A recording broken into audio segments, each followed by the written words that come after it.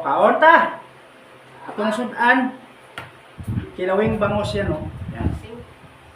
Kilawing bangos. So, kanin natin itong red rice. Meron tayong gulay.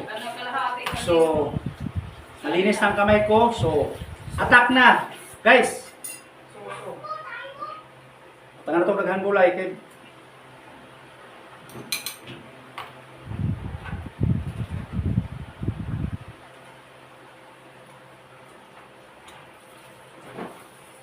ito ating kilawin, oh. Vamos.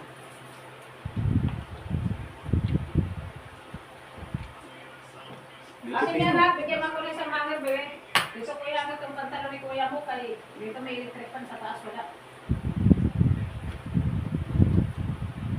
Ano pag inarte, Shiro, kumain ka na. Hindi lang ka na ng matlahat. Pagka dyan,